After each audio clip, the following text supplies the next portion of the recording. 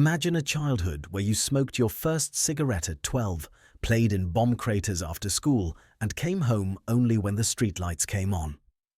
Or later, where ice formed on the inside of your bedroom windows, a single egg was a luxury, and getting 6 of the best with the cane was just Tuesday. Where kids worked real jobs before they were teenagers, swam in filthy canals, and nobody wore a seatbelt, because there weren't any. This wasn't some war-torn distant country. This was Britain, less than 70 years ago. We're told today's kids are soft, wrapped in cotton wool and safety rules. But what if the opposite was true back then? What if childhood was so hard that it forged the toughest generation this country has ever seen? And maybe broke something in the process? Stay until the end, because the final 2 minutes will make you question everything you thought you knew about the good old days. You won't look at your grandparents the same way again. Let's begin. No central heating, no health and safety rules, no mobile phones to call for help, just grit, stubbornness, and the quiet knowledge that life didn't owe you a thing. This wasn't character building by choice. It was survival because there was no other option. We're the last generation who remembers when Britain was truly hard. And maybe, just maybe, we turned out to be the toughest generation this country ever produced. The war was over, but victory tasted bitter on an empty stomach. Children born in the 1950s arrived into a world where food wasn't guaranteed. It was a carefully measured treat. Ration books decided how much butter, sugar, meat, or sweets you got. Mothers worked miracles with ingredients that wouldn't fill a modern lunchbox. One egg was treasure. Powdered milk stood in for the real stuff. Bananas were so rare some kids didn't even know what they were. This wasn't poverty the way we think of it today.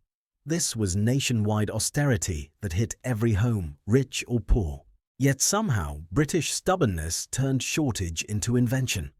Women stretched mince to feed 6. Dripping on toast became a delicacy. Stale bread turned into pudding. Nobody complained. Everyone was in the same leaky boat, still half sunk from the Blitz. Sugar rationing didn't end until 1953. Meat stayed on the cards until 1954. We learned early, wanting something and getting it were 2 different things. Patience and gratitude weren't lessons. They were just how life worked. The second school finished, we vanished until dark. No playdates, no organized activities, just kids claiming the streets as their kingdom. Bomb sites were our adventure playgrounds. We climbed dangerous rubble without a second thought. Scraped knees and bruised elbows were badges of honor, not emergencies. We built go-karts from old pram wheels and raced them down hills with no brakes and even less sense. The only rule, be home when the streetlights came on, and even that was negotiable. Freedom came with risk, and we took both without question. We played British Bulldog until someone actually got hurt, then carried on anyway. Conkers soaked in vinegar became weapons. We swam in rivers and canals that would horrify today's parents, dodging shopping trolleys and worse. Traffic was light, sure, but we still played football in the road. When accidents happened, nobody sued. Bones got set, cuts got cleaned, life went on. We learned consequences the hard way, no warning labels required. British winters in the 50s and 60s were brutal, and our homes gave little shelter. Central heating was a rich man's dream. Most families had one coal fire in the living room. Bedrooms were so cold you could see your breath. Ice formed inside the windows. We got dressed under the covers because the air hurt your skin. Hot water bottles were essential gear, rubber friends that made sleep possible. Chilblains tormented fingers and toes. School offered no escape.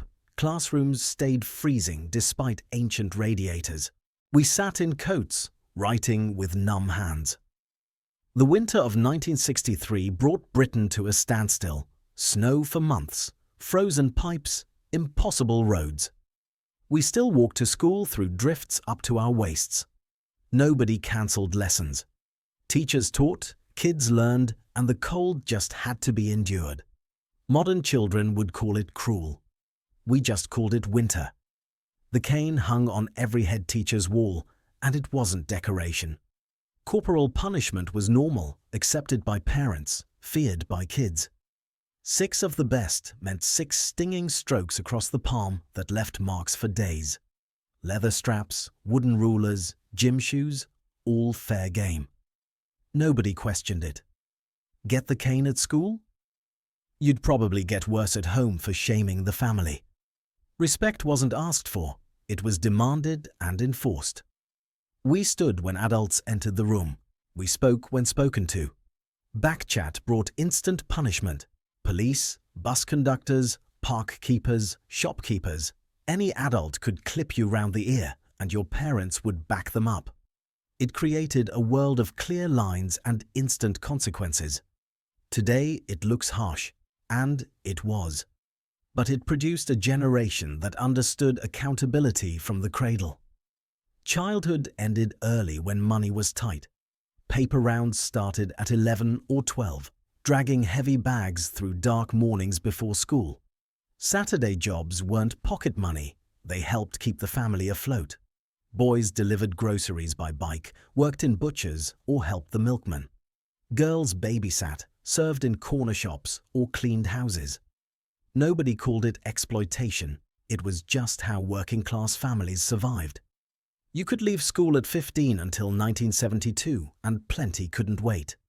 Apprenticeships threw teenagers straight into adult workplaces, factories, shipyards, mines, building sites.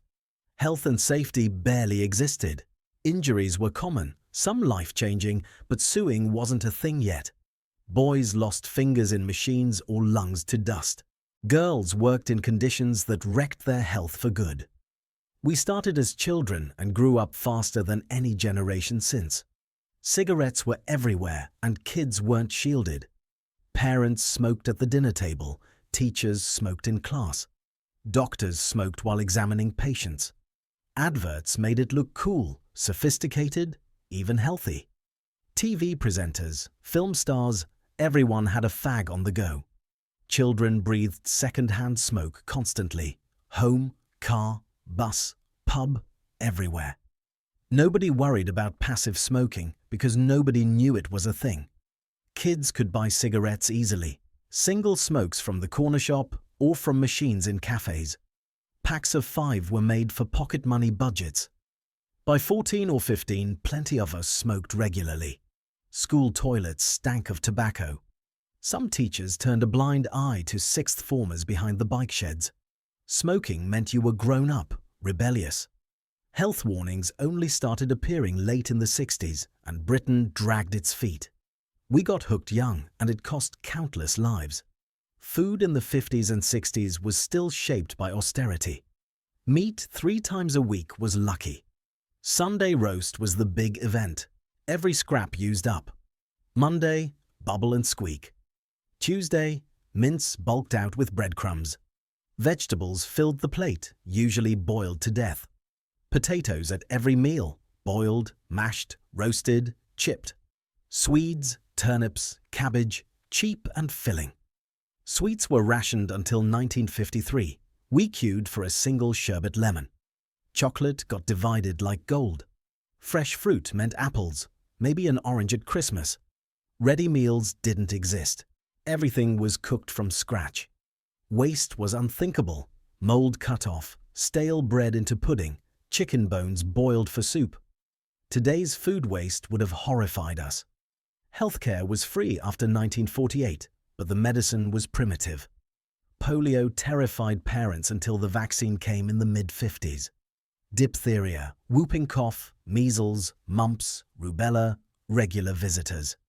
Kids died from diseases we now prevent with a jab. Hospitals had basic kit. Antibiotics existed, but weren't always used right. Dentistry was medieval, drilling with almost no anesthetic, extractions in grim surgeries. Rotten teeth were normal. Mental health didn't exist as a concept. Trauma went untreated. Depression was weakness. You just got on with it. Resilience was built, yes, But the price is still being paid generations later. Television arrived slowly through the 1950s. Tiny black and white sets, temperamental picture. BBC ruled until ITV started in 1955. Programs finished early. Watch with Mother, Andy Pandy, The Wooden Tops. Simple shows that glued us to the screen. The whole family gathered round like it was a fireplace. Radio still mattered. The Goon Show, Children's Hour, sparking imagination better than any screen. Toys were basic, often homemade. Dolls with china faces, train sets handed down, board games, cards, library books read to pieces. Nothing needed batteries. Outside was the real playground. Football, hopscotch, skipping, marbles. Boredom was real, but it forced us to invent. We survived, and that survival shaped us. Self-reliance because help wasn't coming. Resilience because breaking wasn't an option. Gratitude because we had so little. Community because that's how you got by. But hardness came at a cost. Emotions buried deep, trauma ignored. Toxic ideas of toughness that hurt as much as they protected. Blind respect for authority that slowed progress. Smoking that killed early. Injuries that crippled. We were tough, no question. But maybe Britain paid too high a price for that toughness. The softness we sometimes mock today is actually progress toward a kinder world. Understanding both the strength we gained and the scars it left might be the last gift our generation has to give. We were born in the 1950s and lived through Britain's journey from post-war austerity to modern comfort. We remember ration books and Beatles records, outside toilets and the moon landing, the cane and comprehensive schools. Our childhood built a toughness today's Britain can barely imagine. Maybe we romanticize the good bits and forget the pain. Maybe younger generations are softer, or maybe they just know better what childhood should really be.